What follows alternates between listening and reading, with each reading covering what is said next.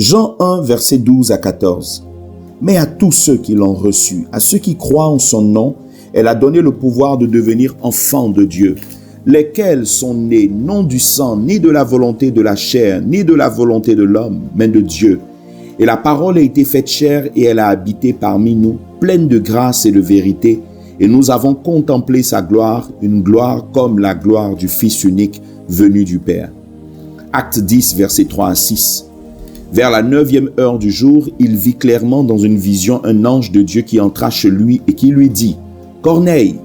Les regards fixés sur lui et saisi d'effroi, il répondit « Qu'est-ce, Seigneur ?» Et l'ange lui dit « Tes prières et tes aumônes sont montées devant Dieu et il s'en est souvenu. Envoie maintenant des hommes à Joppé et fais venir Simon surnommé Pierre.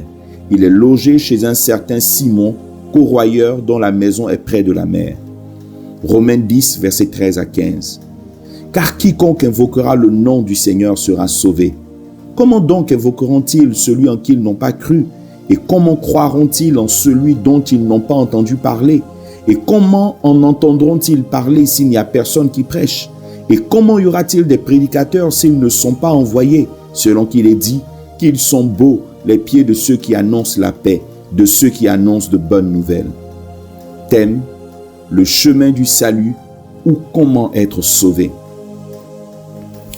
J'ai eu à cœur, pour ce nouveau thème que j'aborde, de parler du salut. J'ai voulu annoncer l'évangile, parler de ce que Jésus a fait, afin de donner l'opportunité à ceux qui ont le cœur disposé d'entendre la bonne nouvelle de Jésus. Il faut dire que ces derniers temps, tout autour de moi m'a rappelé l'urgence d'annoncer le chemin du salut à mon entourage, selon qu'il est dit dans Marc 8, verset 36, et que sert-il à un homme de gagner tout le monde s'il perd son âme? Pour de vrai, il y a des choses bien plus importantes que la richesse, le mariage, le succès professionnel, etc. Et en tête de liste, c'est le salut de notre âme qui doit prévaloir. Car quoi qu'on puisse amasser sur cette terre, à quoi servirait-il d'avoir vécu 80 ans de vie bien remplie, dans le meilleur des cas, pour ensuite passer l'éternité à grincer des dents et à gémir de souffrance? Dieu n'a pas voulu que nous soyons ignorants du plan du salut qu'il a préparé et mis en œuvre, et à l'instar de plusieurs autres prédicateurs, il m'a mis à cœur de vous le partager afin de vous donner le choix selon qu'il est dit dans Deutéronome 30, verset 19, et je cite « J'en prends aujourd'hui à témoin contre vous le ciel et la terre. J'ai mis devant toi la vie et la mort, la bénédiction et la malédiction. Choisis la vie afin que tu vives, toi et ta postérité. » Fin de citation. Chers amis, ce que Dieu a décidé de faire pour notre salut, c'est qu'il a choisi d'envoyer sa parole sur la terre. C'est par cette parole qu'il a tout créé et rien de ce qui existe n'a été fait sans sa parole. Cette parole, c'était lui-même et elle a toujours été avec lui de toute éternité. À cette parole, il a donné un corps et elle est venue habiter parmi les hommes sur la terre. Cette parole faite chair s'appelle Jésus. Et le principe du salut arrêté par Dieu depuis l'éternité était très simple. À tous ceux qui reçoivent la parole en croyant en son nom, le pouvoir de devenir enfants de Dieu leur est donné. Dieu a voulu que le salut réside dans le principe simple de croire en Jésus, la parole de Dieu. J'insiste, le salut repose sur le principe simple de croire en Jésus, la parole de Dieu. Et c'est à dessein que je le fais. Il est important de comprendre que Jésus, en tant que Fils de Dieu, donc en tant que Dieu, a plusieurs attributs et qualités qui le caractérisent. Entre autres, il est créateur, il mérite l'adoration, il guérit, il est parfait, il est saint, il est omniscient, omnipotent, il fait des miracles, etc. Mais Dieu a voulu que le salut réside dans le fait de croire en Jésus, la parole de Dieu. Dieu a voulu que le salut s'obtienne par le fait de croire en ce qu'on dit de lui, selon qu'il est dit, la foi vient de ce qu'on entend et ce qu'on entend vient de la parole de Christ. Ainsi, contrairement à ce que plusieurs croient, la foi qui mène au salut ne vient pas de ce qu'on voit de Jésus. La foi n'est pas le produit de miracles que Jésus aurait accomplis ou d'expériences métaphysiques qu'on aurait vécues. Elles sont certes utiles pour attirer notre attention sur la crédibilité de Jésus, mais la foi qui sauve vient de ce qu'on a accepté d'entendre concernant Jésus. Elle vient de la parole de Christ. Pour l'illustrer, permettez que je vous donne un exemple biblique pour aider à comprendre et il se trouve dans le chapitre 6 de l'évangile de Jean. Dans ce passage biblique, des personnes qui avaient vu Jésus multiplier le pain de façon miraculeuse ont décidé de le chercher, non parce qu'ils ont vu des miracles, mais parce qu'ils voulaient juste qu'il leur donne encore à manger. C'est Jésus lui-même qui le dit dans Jean 6, verset 26, en disant ceci.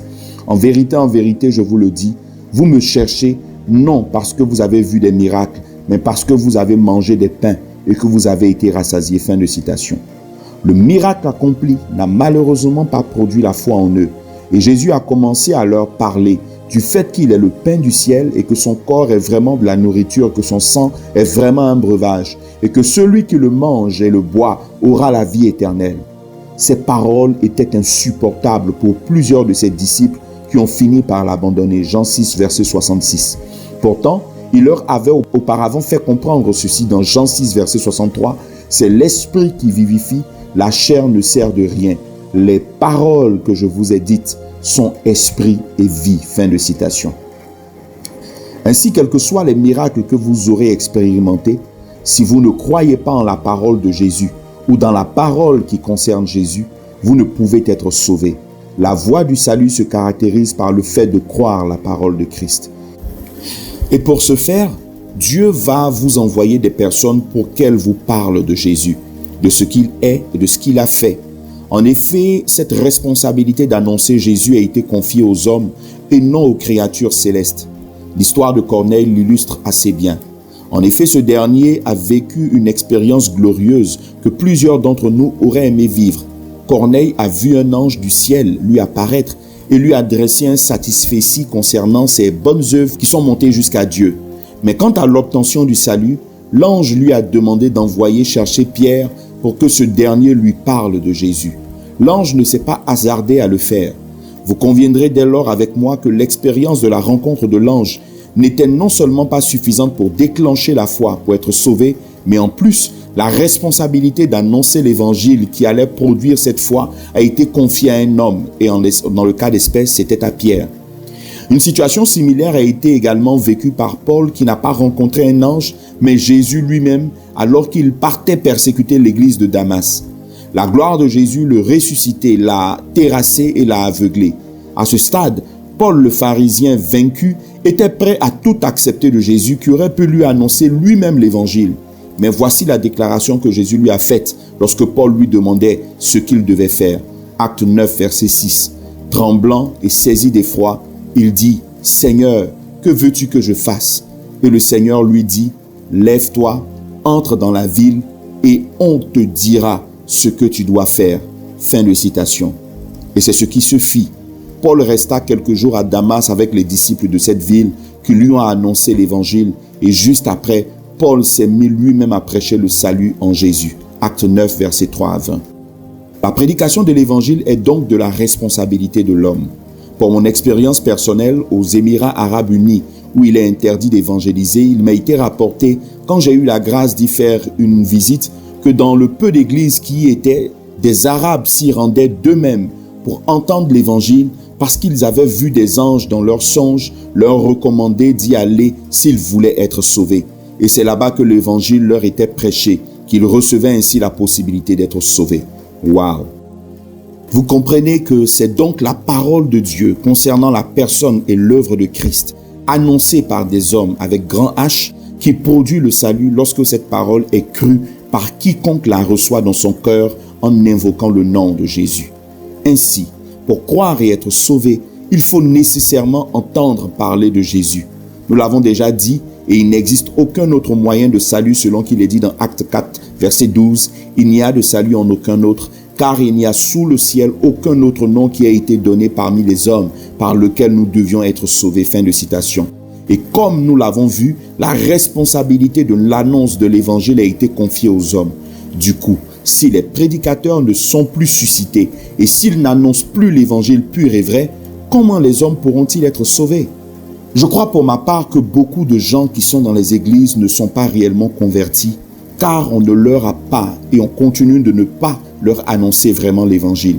Ainsi, entre comment combattre les sorciers et briser les liens, les secrets de la richesse, les principes pour impacter sa génération ou encore comment recevoir l'onction, qui sont des thèmes très en vogue dans nos communautés, et dont elles sont constamment bombardées, certaines des personnes qui fréquentent une église ne comprennent pas la portée de ce que Christ a accompli pour les sauver. Elles finissent par s'accrocher aux expériences qu'elles vivent plutôt qu'à la parole qu'est Jésus et à la parole qui concerne Christ, à l'image de ces hommes qui ont expérimenté le miracle de la multiplication des pains, mais qui ne pouvaient supporter la parole de Jésus. Ces personnes en arrivent à expérimenter des miracles en suivant les traditions des hommes et peuvent finir par avoir une apparence pieuse dans le meilleur des cas, mais dans le fond, elles n'ont jamais cru en la parole de Dieu, en l'évangile du Christ, parce qu'on ne leur en parle pas ou très peu. Je voudrais donc apporter ma contribution dans cette œuvre que Dieu a accomplie depuis plus de 2000 ans. Et je prie que ces messages qui vont suivre, que nous allons partager, trouvent des cœurs fertiles pour croire et recevoir la parole de Dieu concernant la personne et l'œuvre de Christ. On se dit donc à la prochaine. Demeurez bénis fraternellement, frère Will.